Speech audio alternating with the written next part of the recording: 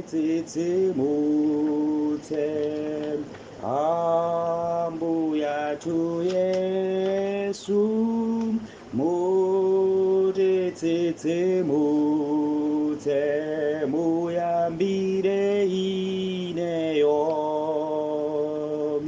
mutitsitsimutse Ambuya tu Yesu mutitsitsimutse muyambire ineyo. Moni abwenzi okondedwa konse kumene muli,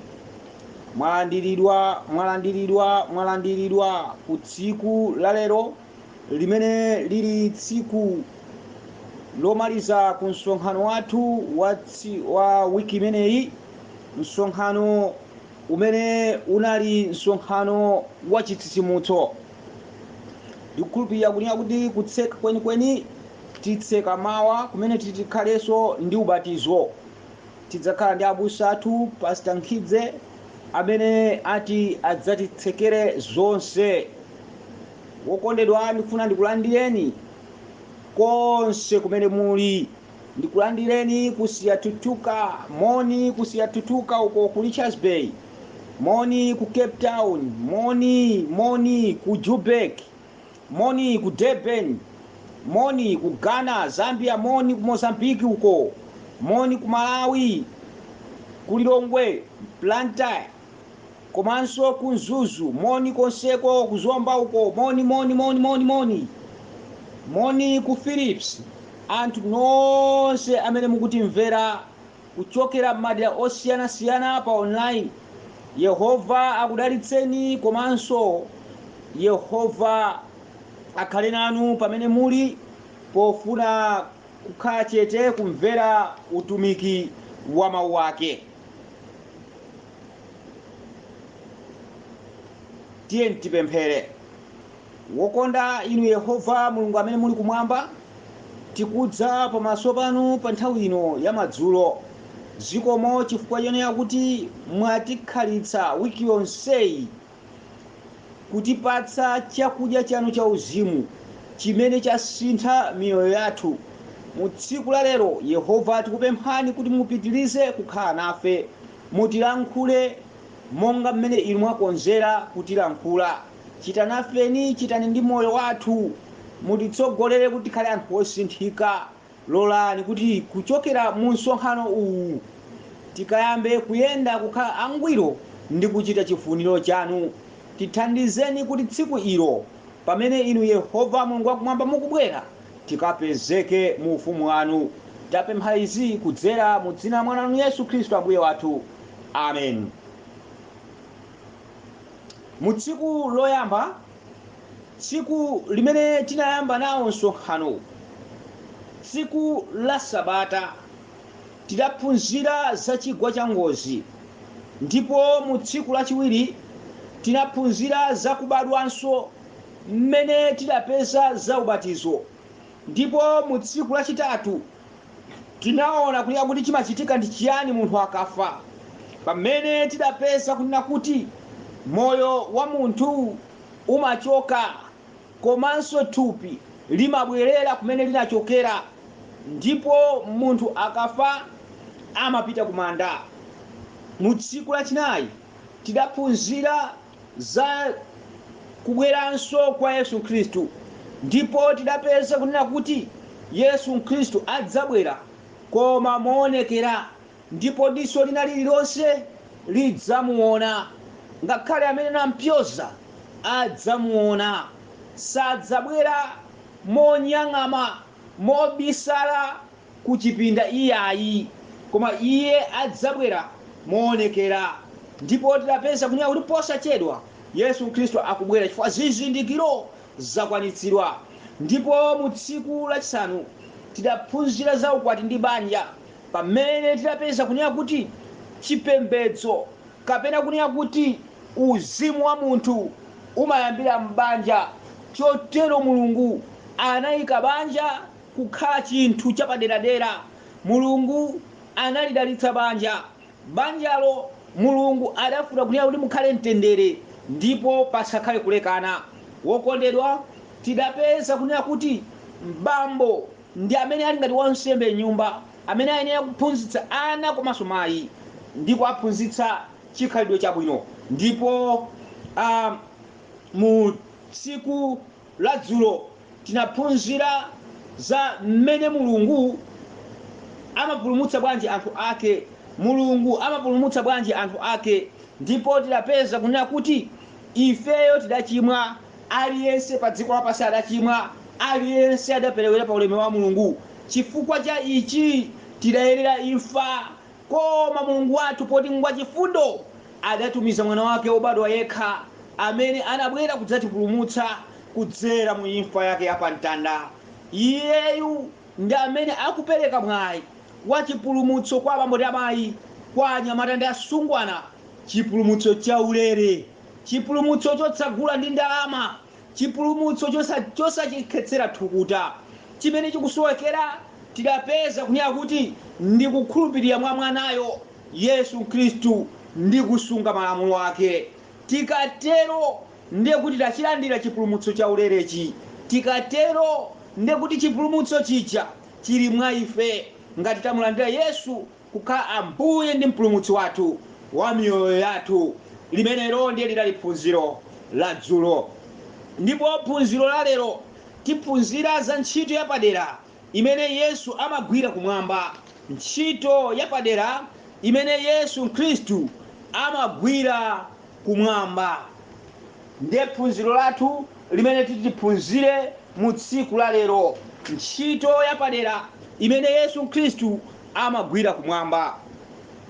Okondedwa, pamene timaphunzira za kubweranso kwa Yesu Khristu tidapeza vesi lina, vesi la machitidwe athu mu chapter 2 limene limafotokoza kunena kuti Yesu atagwira ntchito yake pa dziko lino lapansi adakwera kupita kumwamba. Komanso tisayiwale kunena kuti iyeyu adafotokoza pa Yohane kuti akupita kumwamba kukatikonzera malo. Pambali potikonzera malo tikufuna tione ntchito ina imene Yesu Khristu amagwira kumwamba. Yesu Khristu amagwira kumwamba. Ahebri chapter 8 verse ya 1. Buku lathu la Ahebri chapter 8 verse ya 1.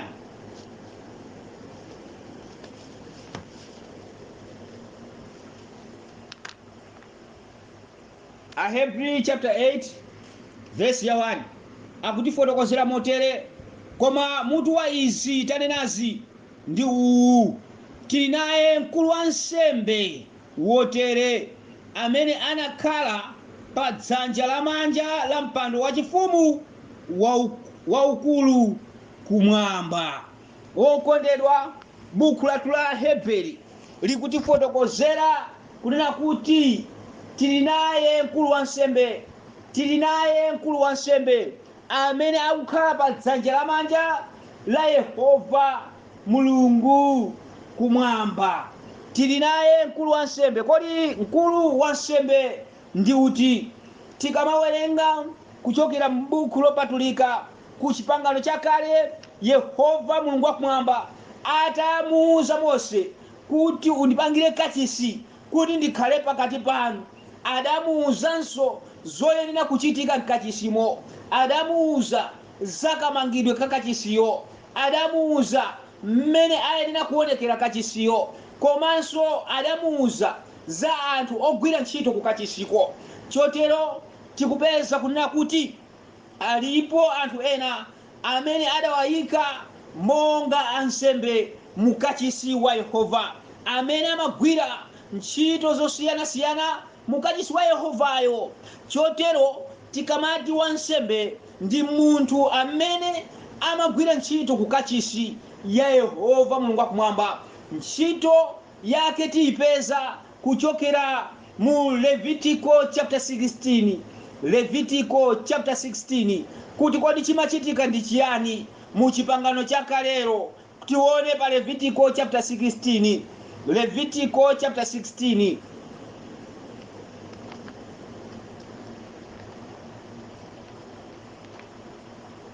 Levitical chapter 16 verse ya 16 mpaka tikafika pa verse 20. Levitical chapter 16 verse ya 16 mpaka tikafika pa verse ya 20. Levitical chapter 16 verse ya 16 mpaka tikafika pa verse ya 20. Pamenepo akutifotokozera motere: nachitire chotetezera malo opatulika chifukwa cha kudetsedwa kwa ana a Israeli ndi chifukwa cha zolakwa zawo monga mwa zochimwa zawo zonse. Nachitire chihema chokomanako momwemo chakukhala nawo pakati pa zodetsa zawo. Verse 17, ndipo musakhale munthu mchihema chokomanako pakulowa iye kochita chotetezera malo opatulika kufikira atuluka, atachita chotetezera yekha ndi mbumba yace ndi msonkhano wonse wa Israeli. Ndipo atulukire guwa la nsembe lokhala pamaso pa Yehova ndi kulichitira chotetezera. Natengeko mwazi wa ng'ombeyo ndi mwazi wa mbuziyo ndi kupaka pa nyanga za guwa la nsembe pozungulira. Verse 19, ndipo awazepo mwazi wina ndi chala chache kasanu ndi katatu ndi kuliyeretsa ndi kulipatula kulichotsera zodetsa za ana a Israeli. Ndipo atatha kuchitira chotetezera malo opatulika ndi chihema chokomanako ndi guwa la nsembe, abwere nayo mbuzi ya moyo. Verse 30, popeza tsikuli adzachitira inu chotetezera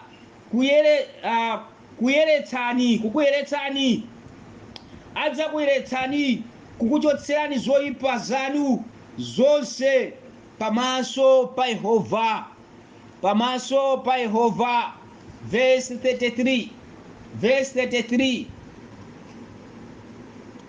ndipo achite chotetezera malo opatulika natetezera chihema chokomanako ndi guwa la nsembe, momwemo atetezerenso ansembe ndi anthu onse a msonkhanowo.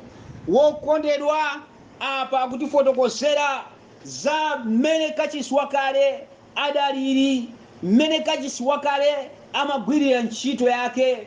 Kunali ansembe, kunali anthu osiyanasiyana ogwira ntchito za mkachisi, Alevi ndi ena otero.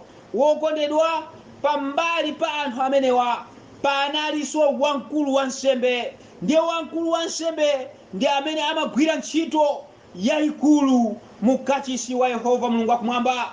Ntchito imene iye amayigwira tikuyipeza kunena kuti inali yotetezera machimo a ana a Israeli, komanso inali yotetezera kuyeretsa kapena kutero kuyeretsa kachisi amene Yehova Mulungu wakumwamba adawauza ana a Israeli kuti amumange. Ndiyeno mmene atifotokozera afotokoza za mbuzi ndi nsembe zimene zimaperekedwa ku kachisi, zimene amafukiza ku kachisi kuyeretsa wanthu komanso kuyeretsa kachisi. Munthu akachimwa tingoyerekeza kuti wachita chigololo kapena waba kapena wapha, ndiye kuti amayenera kugula mbuzi imene iye wafotokozeredwa, kapena amayenera kugula njiwa, kapena kupeza njiwa, amayenera kapena kupeza nkhunda, amayenera kupeza ngakhale nkhosa kuti akadzitetezere ku machimo ake, kuti akakhululukidwe. Ndiye amadzitenga zimenezi napita nazo kwa wansembe, ndipo wansembe amadzipempherera zimenezi, nadzipha zimenezi, nadzipereka nsembe potero machimo ake amakhululukidwa. Ndiye zikamachitika zimenezi amathanso kuyeretsa kachisiyu. Koma Bible latifotokozera kunena kuti asadayambe kupanga zonsezi, iye wansembe mwini pokhala adali munthu, iyeyu amayenera kuzitetezera yekha, amayenera kutetezera banja lake, amayenera kutetezera ana ake, amayenera kutetezera abale ake, asanatetezere anthu amene abwera ndi zofooka zawo.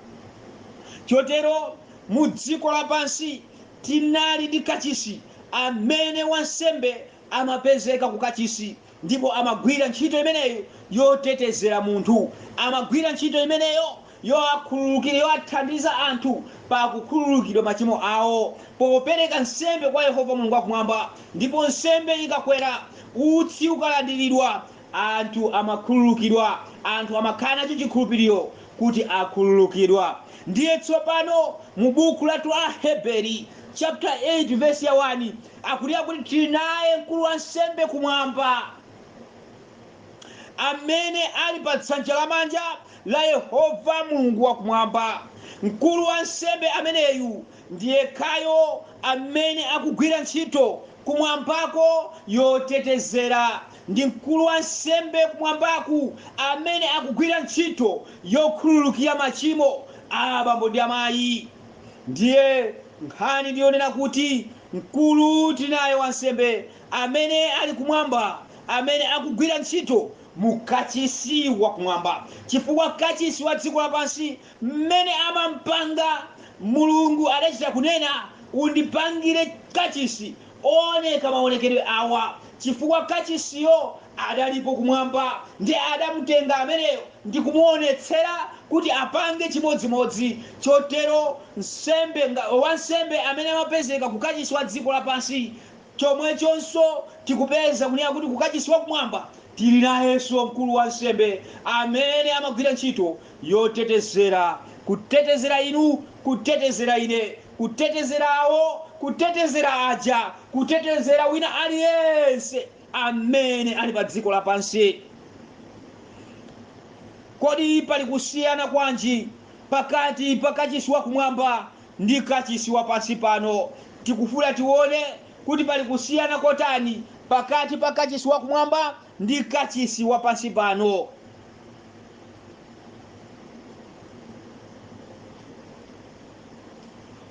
Ahebri chapter 8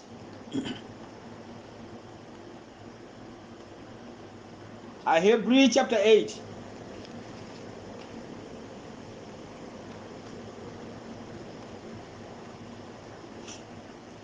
verse ya 2 tiwerengaso 1 ndi 2. Koma mutu wa izi tanenazi ndi uwu: tili naye mkulu wa nsembe wotere amene anakhala pa dzanja lamanja la mpando wachifumu waukulu kumwamba, mtumiki wa malo opatulika ndi wa chihema choona, chimene Ambuye anachimanga si munthu ayi. Wokondedwa, tikuona kunena kuti kachisi wa dziko lapansi ndi kachisi wa kumwamba ndi wosiyana. Kachisi wa dziko lapansi ndi kachisi wa kumwamba ndi wosiyana. Kusiyana kwake kumene akusiyanitsira naku: kachisi wa pa dziko lapansi anamangidwa ndi anthu.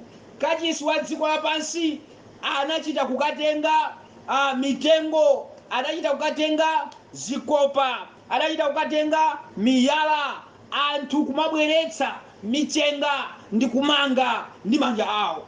Komano akutifotokozera kunena kuti kachisi wa kumwamba ndi kachisi amene sanamangidwe ndi munthu iyayi. Mmisiri wake wa kachisi ameneyu ndi Yehova Mulungu wakumwamba. Mulungu adamumanga kachisi ameneyu ndi cholinga kuti ntchito yayikulu yotetezera machimo a inu ndi ine, yotetezera moyo wa ifeyo uzichitika mu kachisi ameneyu. Kachisi osamangidwa ndi manja, kachisi amene anamangidwa ndi Yehova Mulungu wakumwamba.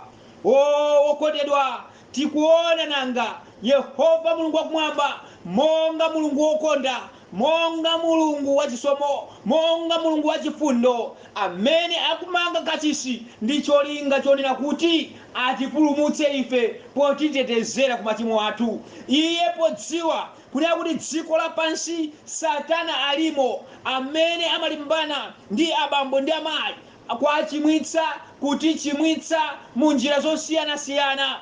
Nthawi zina iye akudziwa kuti timapoponya, chotero akutikonzera kachisi kuti tikapoponya tidzibwera pamaso pa Yehova Mulungu wakumwamba. Ndipo tikabwera pamaso pa Yehova Mulungu wakumwamba, Yehova ali nacho chotetezera. Yehova ali nako kukhululuka kumene wansembe wamkulu ali kukachisiko kugwira ntchito yokhululukira abambo ndi amayi. Ameneyu ndiye Yesu Khristu, si wina ayi.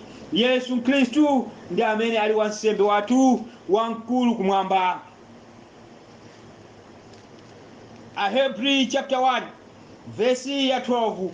Ahebri chapter 1 verse ya 12. Verse ya 12 akunena kuti ndi monga chofunda mudzayipinda monga malaya ndipo adzasanduka, koma inu ndinu yemweyo ndipo zaka zanu sizidzatha. Apa akutifotokozera za mwini wake Mulengi amene zaka zake zilibe malire, koma ngakhale zaka zake zilibe malire, iye akutipangira chipulumutso, iye akutipangira populumukira, iye akutipangira poti ifeyo machimo athu tidzitha kutulirako nkhawa zathu, azitetezeredwa.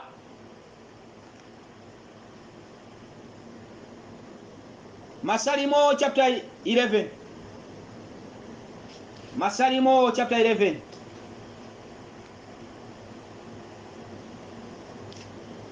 Bukulatula Masalimo chapter 11 verse 4.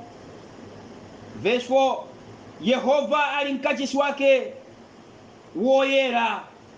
Yehova mpando wachifumu wache uli mmwamba. Apenyerera ndi maso ache, ayesa ana anthu ndi zikopa zache. Apa Davide adafotokoza Yesu Khristu asadabwere. Kale Davide akufotokoza kuti Yehova ali mkachisi wake woyera.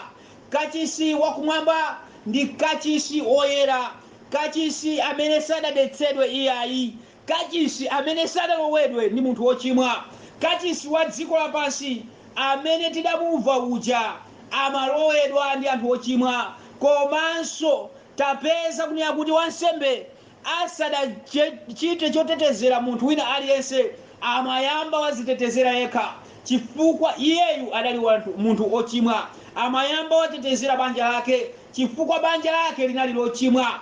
Akatero akakhululukidwa, ndiye amakhala nayo nthawi yotetezera anthu ena. Okondedwa, apa kutisiyanitsira kachisi wa dziko lapansi ndi kachisi wakumwamba. Pamene kachisi wakumwamba mkulu wake wansembe olowa mmenemu ndi amene ali wosachimwa, amene ndi Yesu Khristu, amene timamuona kuti adatifera pa mtanda. Yesu Khristu opanda banga, Yesu Khristu opanda uchimo, ameneyo ndi amene ali mkulu wathu wansembe kumwamba, amene ali mkulu wathu wansembe kumwamba. Kodi Mulungu adzachitanji pamene akadzamaliza ntchito ya utumiki wa unsembe ku kachisi wakumwamba?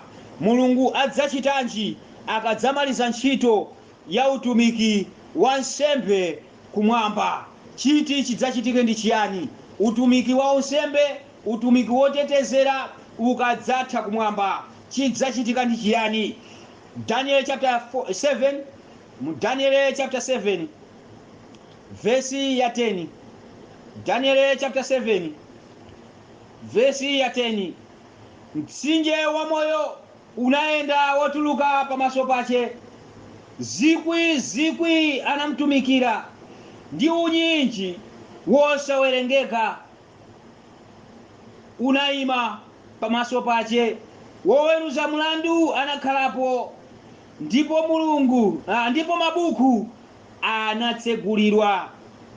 Apa tikuona kunena kuti pamene utumiki wa unsembe kumwamba ukadzatha, ndiye kuti pamenepa akuti mabuku adzatsegulidwa, mabuku adzatsegulidwa.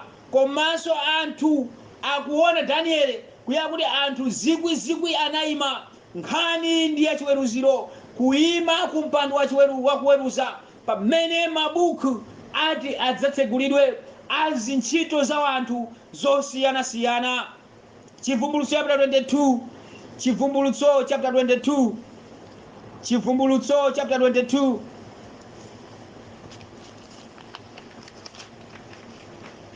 Chivumbulutso chapter 22 verse 11.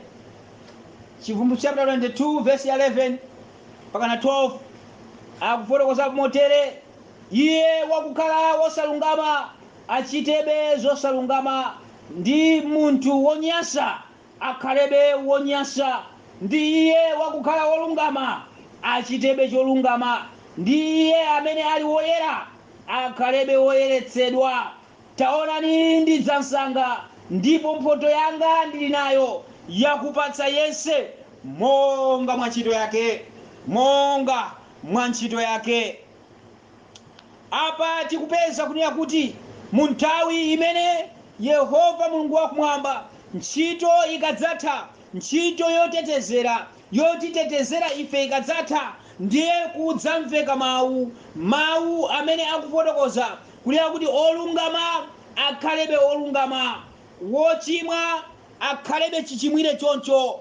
Apa ndipomwe chitetezero chiti chidzatsekedwe. Chitetezero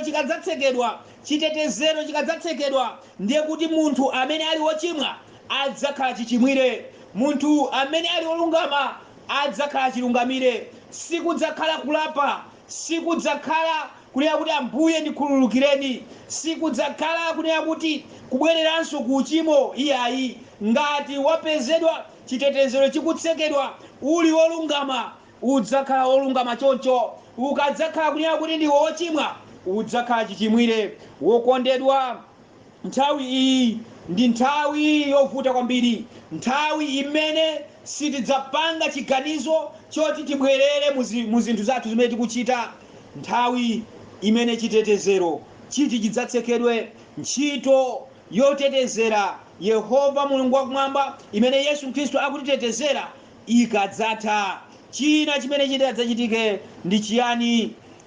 Pamene Danieli watifotokozera kunena kuti mabuku adzatsegulidwa, ndipo zikwi zidzakhala zikumutumikira iye, pamene ndithu chiweruziro chiti chidzakhale chikuchitika. Ntchito yotetezera ikadzatha, ntchito ya kukachisi ya wansembe wa Ambuye wathu Yesu Khristu ikadzatha. Yesaya 65 verse ya 7. Yesaya 65 verse ya 7. Zoyipa zanu pamodzi ndi zoyipa za makolo anu, ati Yehova, amene anafukiza zonunkhira pa mapiri nandichitira mwano pa zitunda. Chifukwa chache ine ndidzayetsa ntchito yawo yakale ilowe pa chifuwa chawo. Apa tikuona kunena kuti zoyipa za wanthu mmene wafotokozera Yesaya, akuti zoyipa za wanthu zimene Yehova Mulungu wakumwamba wakhala akuzifukizira, wakhala akuzitetezera, wakhala akuzikhululukira. Zoyipa zimenezi ikadzafika ntchito yonena kuti yatha, zidzakhalano pa chifuwa chanu, zidzakhala zanu, sipadzathekanso kunena kuti akhale akufukizira. Iyayi, aliyense adzakhala nazo. Okondedwa, nthawi yovuta nanga imene Yesu Khristu akuifotokoza. Yesu akadzatuluka ku chipinda chopatulikitsitsa, chipinda chotetezera, chipinda cha unsembe, Yesu akamadzatuluka kumeneku, zoyipa zanu mudzakhala chimodzimodzi, olungama kudzakhalanso chimodzimodzi. Yehova atithandize kuti nthawi imeneyi isanakwane tikhale anthu okonzeka kuti tikayende mu chifuniro chake. Mateyu chapter 22. Mateyu chapter 22. Mateyu chapter 22.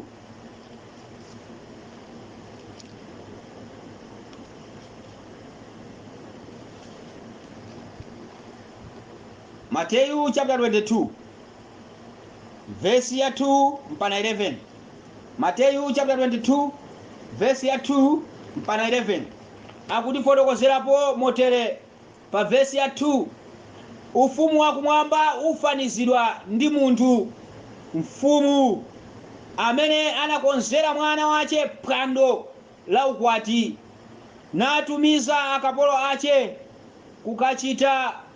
kukayitana oyitanidwa ku ukwati umene, ndipo iwo sanafuna kudza. Verse ya 4.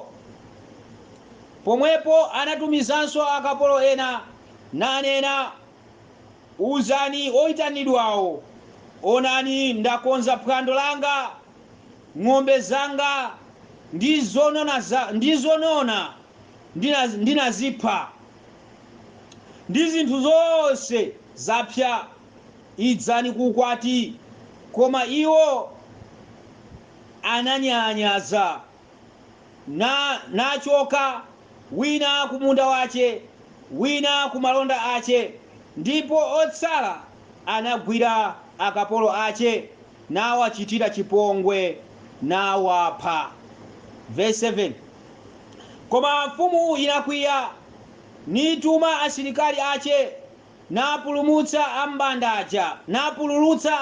aja, nitentha mudzi wawo. Pomwepo inanena kwa akapolo ace, za ukwati tsopano zapsa, koma oyitanidwawo sanayenera. Chifukwa chache pitani inu ku mphambano za njira, ndipo amene aliyense mukampeza itanani ku ukwatiku. Ndipo akapolo awo anatulukira ku njira nasonkhanitsa onse amene anawapeza, ngakhale oyipa ngakhale abwino, ndipo ukwatiwo unadzala ndi okhala pa chakudya. Verse ya 11. Koma mfumuyo mmene inadza kuona akudyawo, anapenya momwemo munthu osavala chovala cha ukwati. 2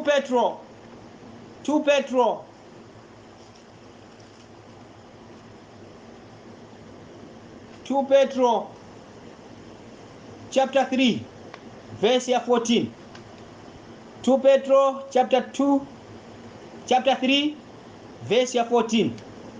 Verse ya 14 afotokoza motere, momwemo okondedwa, popeza muyembekezera izi, chitani changu kuti mupezedwe ndi iye mumtendere, opanda banga ndi opanda chilema. Wokondedwa, apa tawerenga mavesi awiri. Vesi loyamba akufotokoza za ufumu wakumwamba, kuti ufumu wakumwamba ukufanizidwa ndi ukwati. Yesu adaufotokoza zimenezi kuti ukufaniziridwa ndi ukwati, ndi akuti wa ukwati adakonza phwando, ndi adakonza phwando adayitana wanthu abwenzi ndi okondedwa ake, nawalembera ma invitation letter kwayitana ku ukwati. Ndiye anthu amene aja atawayitana ku ukwati, tsiku la ukwati litakwana, anthu sadapiteko iyi. Ndiye adatuma anthu kukawauza kuti inu za ukwati zakonzeka, phwando lakonzeka, tiyeni ku ukwati. Bible lafotokoza kunena kuti anthu aja adaphedwa, ena adachitidwa chipongwe kumene adatumidwa kuja. Chotero Bible alifotokozera kuti mfumu imene idakonza ukwati idatuma asilikali kupita kukawapha anthu amenewa, kupita kukaononga midzi yawo. Koma atabwerera ndiye akufotokoza kuti ukwati wakonzeka, za ukwati zakonzedwa, phwando lakonzedwa, zokudya zilipo, koma anthu sadabwere, oyitanidwawo sadabwere. Apa ndipomwe tsopano mfumu idauza anthu mupite kumphambano mukapeze wina aliyense, kaya ndi wosauka, kaya ndi wamisala, kaya ndi wotani, abwere amenewo, mwayitane amenewo abwere ku phwando la ukwati. Anapita kumphambano zosiyanasiyana kukayitana anthu amene sadakonzekere kubwera ku ukwati, ndipo adabwera ku ukwati. Atafika kumeneku, chosangalatsa nchonena kuti adawapatsa zovala za ukwati, kalala ya ukwati imene anthu inu tikamapanga maukwati timakhala ndi kalala imodzi, chovala chofanana. Chotero mfumu iyinso idakonza chimodzimodzi kukhala ndi zovala zofanana, anthu ooneka mofanana, asaoneke osiyana. Chotero adawapatsa aliyense chovala cha ukwati. Koma atavala adalowa mu holo modyeramo nakhala mmenemo kumadya. Ndi akuti panali munthu wina amene anali mkatikatimo, amene analowa mmenemo, koma sadavale chovala cha ukwati. Okondedwa, Bible ikufotokozera kuti mfumu itadza, itayang'ana, idapeza munthu wina amene sadavale chovala cha ukwati. Ndi akuti adamuchotsa ameneyu kumponya ku mdima wakunja chovala cha ukwati. Wokondedwa, apa tikuona kuti Yesu akunena kuti ufumu wakumwamba ukufanizidwa ndi izi. Wokondedwa, pamene Yesu Khristu ali kumwamba, Yesu Khristu ali kuchipinda chotetezera, ali kukachisi wa kumwamba, Yesu Khristu akuyang'ana zintchito za abambo ndi amayi, akuyang'ana zintchito za nyamata ndi nsungwana zimene tikuzigwira pa dziko lino lapansi. Wokondedwa, apa tikuona kuti ukwati uwu akufanizira ndi dziko lapansi. Chovala cha ukwati ndi kusunga malamulo a Yehova Mulungu wakumwamba. Chimenecho ndicho chovala cha ukwati. Tikawerenga buku la Chivumbulutso akutifotokozera za mkanjo kapena kuti mwinjiro, ovala mwinjiro, garment imene akufotokoza kuti ndiko kusunga malamulo a Yehova Mulungu wakumwamba. Ndipo tawerenga kunena kuti mu 2 Petro chapter 3 tikuyenera, popeza tamva izi, tikuyenera kukhala anthu opanda banga, anthu opanda uchimo, tikuyenera kukhala anthu okonzeka kuti tsiku lina Yehova akamatseka chitetezero, akamati oyipa akhale chiyipire, olungama akhale chilungamire, tikhale anthu okonzeka, anthu opanda banga, anthu opanda chilema, anthu ochita chifuniro chake. Chifukwa posachedwa chitetezero chitsekedwa, ntchito yotetezera mukachisi wa Yehova ikhala itatha.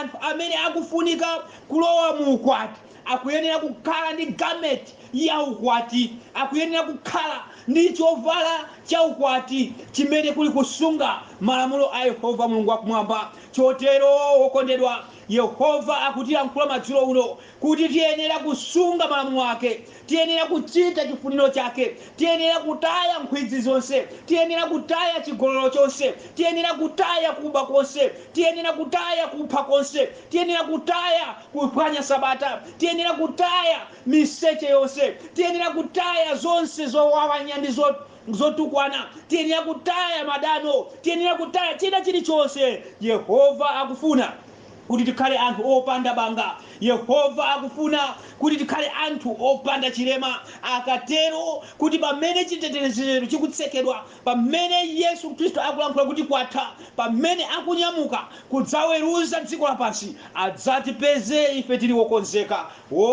Abambo ndi amayi, ine ndikulakalaka tsopano kuti pamene iye akudza kubwera kutuluka mu chipinda chotetezera, kutuluka mu kachisi wa Yehova, kutuluka mu kachisi ameneyu, akandipeze ine ndili mu mungwiro wake akandipeze ine ndikuchita chifuniro chake nkutheka nanunso ndi khumbo lanu mwakhala musakuyenda bwino kutsogolo mbuyomu mwakhala musakuchita chifuniro cha Yehova Mulungu wakumwamba koma Yehova watilankhula taona kunena kuti posachedwa atuluka mu chipinda chotetezera nafenso ndi khumbo lathu kuti tikhale anthu opanda banga kuti tikhale anthu opanda chilema tiyeni tiyime limodzi simungathe kuyimanane limodzi kuti timuuze Yesu kuti pamene akutuluka mmenemo Yehova akandione kunena kuti ifenso tikakhale kudzanja lake lamanja la chipulumutso chake.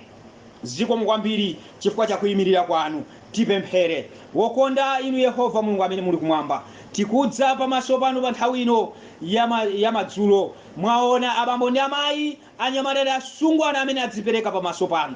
Yehova isadafike nthawi yovuta nthawi yowawitsa imene sitidzakwanisanso kulapa. Yehova Mulungu wathu tikupemphani kuti mutikonzeretu pakali pano mudakali ku chipinda chotetezera, mutikonzeretu pano muli mukachisi wopatulikayo. Yehova konzani miyoyo yathu tikhululukireni mphulupulu zathu sitidayende bwino sitidachite bwino pamaso panu. Yehova lolani kuchokera pano tikachite chifuniro chanu kufikira mutakadza, tikakhale nacho chovala chaukwati kumene kuli kusunga malamulo anu. Yehova tithandizeni popeza mwa ife tokha sitingathe, mtima ndi wofuna koma thupi ndi lolephera. Yehova Mulungu wakumwamba tumizani mzimu wanu kuti thupi lathu lisakhale lolephera, mtima pamene ukufuna thupi likakhale lokhonza chifukwa cha mzimu umene inu mukuutumiza. Tithandizeni titsogolereni popeza ndinu Mulungu wabwino Mulungu wokhululuka. Tapemphera izi kudzera mu dzina la mwana wanu Yesu Khristu Ambuye wathu. Amen. Ambuye akudalitseni, Ambuye akudalitseni, Ambuye akudalitseni. Amen.